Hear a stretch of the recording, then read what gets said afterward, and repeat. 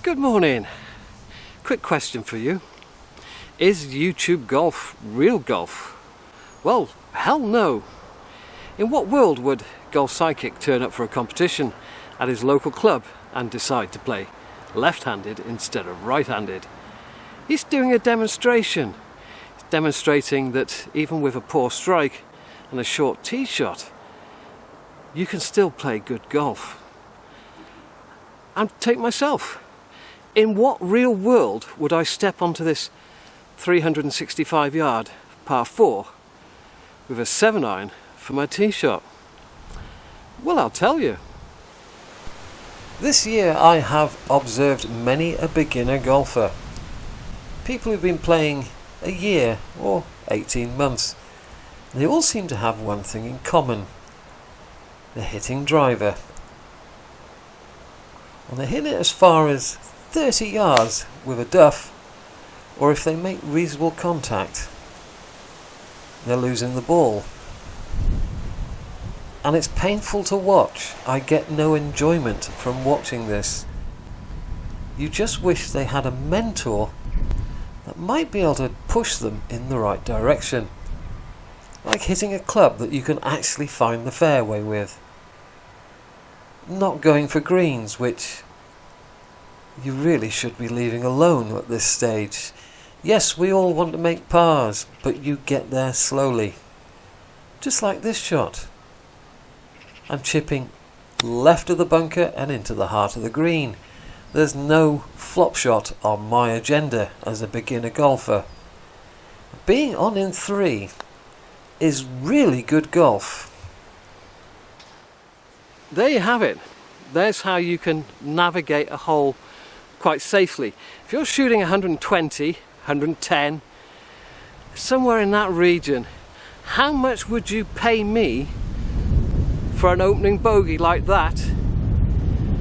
And I've still got the ball I started with. Now we move on to the second, and I've decided as I hit the first 7-iron okay, I'm going to give myself permission to hit a longer club off this tee box. So I'm upping the stakes to a 6-iron. That's relatively easy to hit off the tee. This time I don't. I hit a little pull. But can you imagine the damage I would have done with a driver as a beginner golfer? So we get to the ball, we run off the fairway because it's rock hard at the moment. It doesn't show it, but I'm in a slight depression. So right now priorities change. The green is out of the question.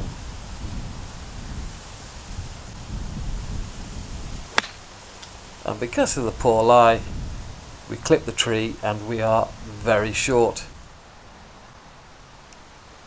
Now you can go up in the air on these shots. I much prefer when the ground is rock hard to chip and run. But my first bounce was rock hard. We're through the back. We're going to end up with a double. But it's still probably better than making a mistake with the driver. And remember, this is a low index, so you've got 2 shots. That's our par. Right, I'm going to stop and let someone through. Rushing does not make for good scores or good videos. Now when I make this sort of video, I always get comments along the lines of, oh, you're a good golfer, you don't hit it fat, you don't hit it thin, you don't make mistakes, blah blah blah. Well, quite clearly I do make mistakes. This third hole. Earlier in the year I was hitting a 3 hybrid, stopping on the green. No problem. Then everything started to firm up. The water pump for the sprinklers failed for a couple of weeks, so the greens got a bit firm. My 3 hybrid was going way through the back. Everything's back to normal greens wise and they look absolutely gorgeous. But I've lost total confidence in hitting a hybrid onto this hole, which is a bit strange because I do not have that problem on the 17th, which is probably more difficult than this. So yes, it doesn't matter what standard you are, you still hit bad shots, you just don't hit quite as many. So this hole is not for you, it's for me. And as you can hear, it's damn windy. Everybody has holes that they lose confidence on from time to time. But going back to the previous hole, we've got to recognise what score are we actually trying to make as a beginner golfer. And 2 over par on any hole is a good hole. And obviously you'd love to make a par, but you're not at that stage yet. So if you can be satisfied with a double bogey on some holes, mentally you'll do better. That damn hole will be the death of me. I took up golf in the spring of 1988.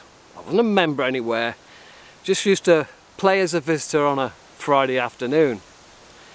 And I joined Gloucester in August 1988, and my very first round was 135 against a par of 70. I was a 5-day member, so obviously I couldn't play through the winter on a weekend, and I couldn't play through the winter on a midweek, because there was no time after work. It was dark at 4. So I suppose I really took up golf in the spring of 1989, and I was slicing everything. So off I trot to the pro, get some lessons. The one thing he said to me, he said, I do not want you hitting any of your woods until such time as you can hit your longest iron into the fairway practically all the time, consistently. And I followed that advice, and it was the best advice I ever had as a beginner, and I pass this advice on to you. My longest iron was a 3-iron, 21 degrees. This is a 4 hybrid. It's 22 degrees. As you can see by the size of its sole, it's going to be more forgiving, and the weight distribution in this helps get the ball in the air. Far easier than a 3-iron ever did. So as you step up your game as a beginner golfer, as you start coming down to 120 and 110, then it's time to make your longest iron perhaps one of these things. Now I have little problems with my swing at the moment, simply because I haven't been playing golf, and I haven't been practicing, and really it's all gone down the toilet a bit. But imagine the damage you can do with a driver. I certainly wouldn't be here. Now the wind's off the left and the fairway slopes left to right, so this is just a 9-iron per position, and the rough slams the face shut. Thank you. So now we've got a chip and run. Now I can reach this. This is an 8-iron. You need to keep the ball down. 2 of the ways you keep the ball down is reducing the shaft length, so I'm down to the end of the rubber, and then swinging slowly. You see how slow that was? And that takes the height off the ball. And then we're chipping and running. I can assure you that a shot that looks like a putt is far easier to play and more successful than trying to hit it in the air. And not forgetting, of course, you need to practice your backhanders. Very important. Not quite going to plan, is it? But then golf never does. Now, I see an awful lot of young men these days. They're considerably taller than me and shoulders out here, and they're incredibly fast and powerful, and they can hit one of these things a very, very long way. But power without direction, power without control is useless to you. Absolutely useless. All it's going to do is keep getting you in bother. Around a course like Lillybrook, you're going to be racking up some very, very big scores. You know, this is not PlayStation golf. You don't learn it in an hour. In real life, it takes a very long time, years, before you can stand on a tee box, make that smooth, controlled swing with your brain rather than your muscles, and hit 10 or 11 fairways out of the 14 you face. If you're as bad as what it says on ShotScope, that is, an 8 handicapper only hits 6 fairways in a round of golf, how bad is the other 8 that they're missing? That's one thing that Strokes Gains never tells you. It never tells you about the damage you can do with one of these things. It only tells you about the good, as if there is any. Well, now we've graduated to the 4 hybrid, I'm sticking with the 4 hybrid. One of the great things about these clubs is when you hit it bottom groove like that, they run like crazy. Especially in a dry summer like this. No, I'm not going for the green.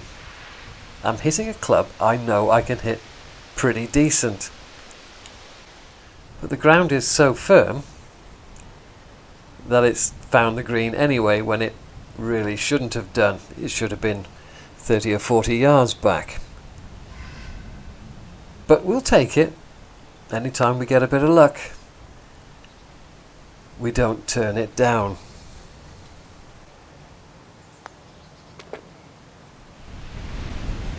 My first couple of years playing golf, the summers were like this, dry, and the courses were yellow, and of course I enjoyed that because the ball went further than my ability. These days I hate it because I've got no control over where the ball finishes. So we're playing this hole exactly how we played the previous hole.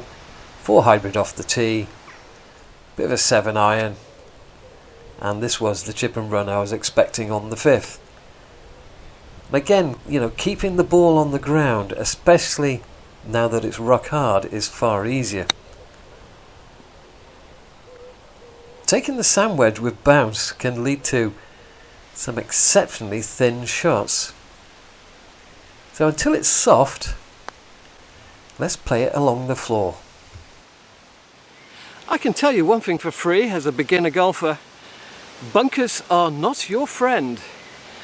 I do the very best I can not to go in bunkers because I know I can get out of it, but not into that 3 or 4 foot range where I can make a par. It's going to be out, but it's going to be a bogey. As a beginner golfer, it might not be out.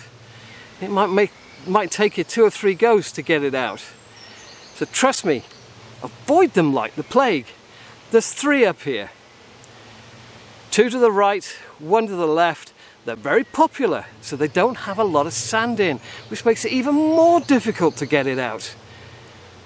Why don't we take a club that isn't going to reach them? As you improve, then you can change the way you play golf. In the meantime, being a few yards short of a green isn't a problem for you. Being in the bunkers is. I'll apologise now, that's reached because of the hard ground. But it landed short, and it should have stayed short in normal circumstances. Tell you what I'll do, I'll drop a ball short of the green. You see, using loft into a par 3 and coming up short usually means you can hit it straight. And from here you can chip to anywhere. So I can chip to the left edge, less than a halfway up the green, and I can chip to this back flag. Isn't that easier than being in a bunker? A nice 1 foot to finish with. Now, as you get better, you will eventually be putting something like this in your hand on a tee shot. If you've got the width and you've got the confidence, then start with one of these. One of these is a 5 wood, 18 degrees of loft. Although, when I was a beginner golfer, it was 21 degrees of loft. Don't be in a tearing hurry to put your driver in your hand and start losing golf balls again and making high scores again. The question is what are you trying to achieve as a beginner golfer? And it's quite simply putting the ball in play. Putting the ball in play requires loft and short shafts. It most certainly is not the driver. So if you've been hitting a 4-iron or a 4 hybrid into play, okay. This is no more difficult. It's a little longer shaft. It's a little bit more difficult to square the club face. But that loft gives you backspin. Backspin overrules side spin. That's why you go to a 5 wood first and not your driver. Your driver's got so little backspin on it, when you put side spin on it, it's leaving the county.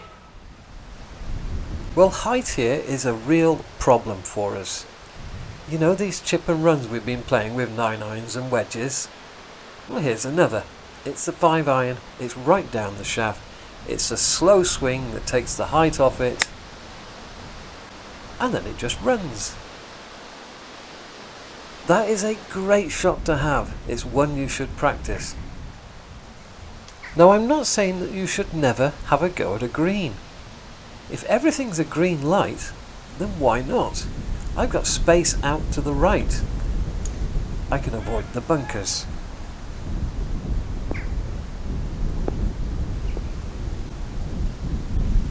So it's downwind, the ground is firm, the fairway slopes right to left, the bunker is on the left. So we can have a pop at this. There's always a time when you should step away from the ball and start again. Your golf is a game of mistakes, doing things that we didn't really want to do. It's how you deal with that. I will admit to the occasional club throw. What's important for me now is the next shot. Doing the very best I can with the next one.